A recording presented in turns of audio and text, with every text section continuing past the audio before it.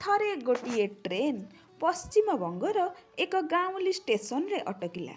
ଗାଡ଼ି ଅଟକିବା ମାତ୍ରେ ଜଣେ ଚହଟ ଚିକଣା ଯୁବକ କୁଲି କୁଲି ଡାକ ପକାଇଲା।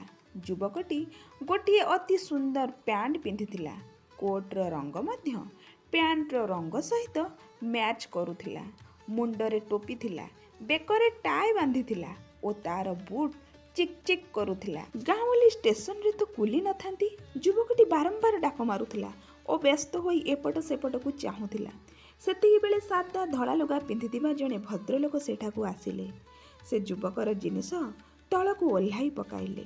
ଯୁବକ ତାଙ୍କୁ କୁଲି ବୋଲି ଭାବିଲା, ତେଣୁ ତାଙ୍କ ଉପରେ ବିଗିଡ଼ି ଯାଇ କହିଲା, ତୁମେମାନେ ବଡ଼ ସୁସ୍ତିଆ ଧରିଗଲଣି, ମୁଁ କେତେବେଳୁ ଡାକିଲିଣି।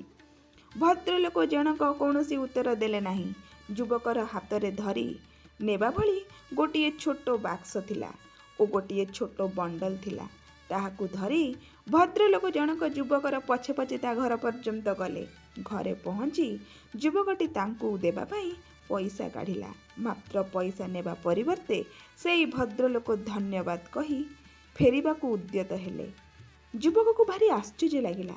ସେ ଭାବିଲା, ଏ କେମିତିକା କୁଲି, ବୋଝ ବୋଇ ଆଣି ମଧ୍ୟ ପଇସା ନେଉନାହିଁ, ଓଲଟା ଧନ୍ୟବାଦ ଦେଉଛି। ସେତିକିବେଳେ ତାର ବଡ଼ ଭାଇ ଆସି ପହଞ୍ଚିଲା। ସେ ଭଦ୍ରଲୋକଙ୍କୁ ଦେଖି ଆଚମ୍ବିତ ହୋଇପଡ଼ିଲା। ତା ମୁହଁରୁ କେବଳ ଏତିକି ବାହାରି ପଡ଼ିଲା, ଆପଣ? ଯେତେବେଳେ ସେହି ଯୁବକକୁ ଜଣାପଡ଼ିଲା ଯେ ଯାହାକୁ ସେ କୁଲି ମନେକରି ଗାଳି ଦେଉଥିଲେ ଓ ଯିଏ ତାର ଜିନିଷ ବୋହି ଆଣୁଥିଲେ ସେ ଅନ୍ୟ କେହି ନୁହନ୍ତି, ସେ ହେଉଛନ୍ତି ବଙ୍ଗଳାର ପ୍ରସିଦ୍ଧ ମହାପୁରୁଷ ପଣ୍ଡିତ ଈଶ୍ୱରଚନ୍ଦ୍ର ବିଦ୍ୟାସାଗର। ସେତେବେଳେ ସେ ତାଙ୍କ ପାଦ ତଳେ ପଡ଼ିଗଲା ଓ ନିଜ ଭୁଲ ପାଇଁ କ୍ଷମା ମାଗିଲା। ପଣ୍ଡିତ ଈଶ୍ୱରଚନ୍ଦ୍ର ତାକୁ ଉଠାଇଲେ ଓ କହିଲେ, ଏଥିରେ କ୍ଷମା ମାଗିବାର କୌଣସି କଥା ନାହିଁ। ଆମେ ସମସ୍ତେ ଭାରତବାସୀ। ଆମର ଦେଶ ଗରିବ।